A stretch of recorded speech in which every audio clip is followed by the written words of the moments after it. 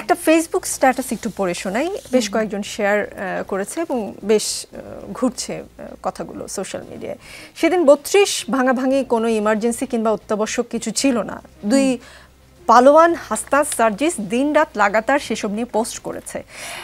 এক একটা পোস্টের রিয়াকশন 100K ছাড়াই যেত। ফলাফলস্বরূপ আমরা দেখলাম কি বিপুল সংখ্যক মব, চেইন রিয়াকশন হিসেবে আরও কয়েকদিন অন্যান্য বিষয়েও মববাজি চললো। কিন্তু একটা বাচ্চা 8 বছরের শিশু মৃত্যুর সাথে লড়তেছে, লাইফ সাপোর্ট ওর বাঁচার রেট 2 থেকে 3% ছিল। এই মুহূর্তে ইমার্জেন্সি মেডিকেল বোর্ড গঠন হয়েছে। ইভেন আজকেও এক বৃদ্ধ বেলুনের লোভ দেখায় এক বাচ্চাকে রেপ করছে। জাস্ট 3-4 দিন আগে 3 বছরের বাচ্চা দোকানে চকলেট কিনতে গিয়ে রেপড হয়েছে। তারও 2 দিন আগে ওয়াজ শুনতে যেয়ে রেপড হতে গিয়ে ব্যর্থ হওয়ায় খুনের শিকার হলো। এগুলো জাস্ট চাইল্ড কেস, অন্যান্যগুলো মেনশনই করলাম না। কিন্তু এসব বিষয়ে হাসনাত সার্জিসরা কোনো শব্দ করে নাই। ছোট ছোট বাচ্চাগুলো রেপড হোক, মরুক, নারীরা প্রতিনিয়ত সহিংসতার শিকার হোক, ওদের কি?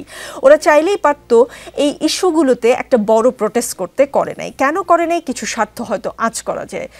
নাগরিক কমিটি, এনসিপি, নতুন দলটির অন্য সব ইস্যুতে সরব।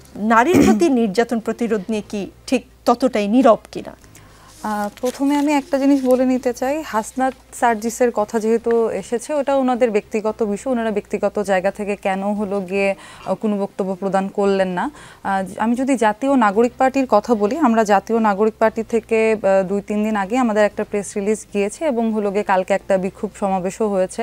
এবং জাতীয় নাগরিক পার্টিতে আমরা যারা নারীরা আছি এবং আমাদের যিনি আহ্বায়ক আছেন বা সদস্য সচিব আছেন, আমাদের সবারই এটা নিয়ে মিটিং হয়েছে, আমাদের কথাবার্তা হয়েছে এবং এই বিষয়টা সবাই নিন্দা তো জানিয়েছেনই এবং সবাই উদ্বেগজনক একটা অবস্থায় আছেন। কালকে যেরকম রাত্রে হলো গিয়ে আমাদের ঢাকা বিশ্ববিদ্যালয়ের একজন শিক্ষার্থী উনি হলো গিয়ে অবস্থান কর্মসূচি নিয়েছেন, সেখানে আমিও রাত্রেবেলা ছিলাম। আমাদের নাগরিক পার্টির সামান্তা শারমিন আপু ছিলেন, সাদিয়া ফারজানা দিনা ছিলেন, আমাদের আরও নাগরিক পার্টির সদস্যরা হলো গিয়ে ওখানে গিয়েছেন, ওনার সাথে ছিলেন। আমরা ওনার সাথে হলো গিয়ে আমাদের সহাবস্থান জানিয়েছি এবং আমাদের নেতাকর্মীরা সবাই হলো গিয়ে এই ঘটনার সাথে হলো গিয়ে তাদের সহাবস্থান জানাচ্ছেন। আমরা নাগরিক পার্টি অবশ্যই নারীদের যে নিরাপত্তার যে জায়গাটা, সেটা যে নিরাপত্তাহীনতায় নারীরা ভুগছেন সেটা আমরা উপলব্ধি করতে পারছি এবং আমরা এই ব্যাপারে একদমই হলো গিয়ে নিন্দা তো জানাই। আমরা এরকম না যে নাগরিক পার্টি এই ব্যাপারে কথা বলছে না বা এই ব্যাপারে তারা চিন্তা করছে না।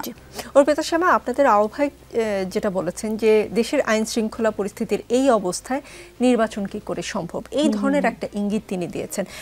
নির্বাচনটা পেছালে সবচেয়ে বেশি লাভবান হন আপনারা, এটা আপনারাও জানেন, সাধারণ জনগণও ওভাবেই ভাবে বিষয়টা। কোনোভাবে কি আপনারা এই ধরনের ঘটনা হলে একটু অন্য ঘটনার চেয়ে নির্বাচন এগিয়ে আসলে যতটা প্রতিরোধী হন, কিন্তু এই ধরনের ঘটনা, আইন শৃঙ্খলা ভায়োলেন্স হচ্ছে বা নারী নির্যাতন হচ্ছে, সেসব জায়গায় আপনাদের ভয়েসটা তত বেশি শক্ত হয় না কারণ নির্বাচনটা পেছালে আপনাদের সুবিধা, সেই কারণে?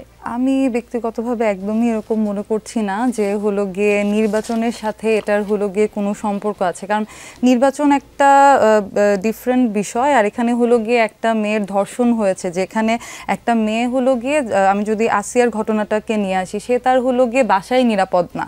তারপরে হলো গিয়ে চট্টগ্রামেও হলো গিয়ে একটা ঘটনা ঘটেছে যেখানে মহিলা ওনার স্বামীর সাথে ছিলেন এবং ওনাকে ধর্ষণ করে তারপর ওনার জিহ্বা কেটে দিয়ে রাস্তায় ফেলে রেখে যাওয়া হয়েছে। তো এই ব্যাপারটার সাথে একদমই নির্বাচনের ব্যাপারটা আসলে আসে না। উনি আমাদের আহ্বায়ক যে বিষয়টা বলেছেন, আইন শৃঙ্খলা পরিস্থিতির যে অবনতি হচ্ছে, যে সংস্কারের ব্যাপারটার সাথে নির্বাচনের যে মানে এই সংস্কারটা না করে নির্বাচনটা না করার কথা বলেছেন, কিন্তু মানে এটা হলো গিয়ে এই নারীদের এই নিরাপত্তার বিষয়টাকে আমরা যদি নির্বাচনের সাথে জড়িয়ে ফেলি তাহলে এটা একদমই হয় না এবং আমরা এটাকে জড়াচ্ছিও না।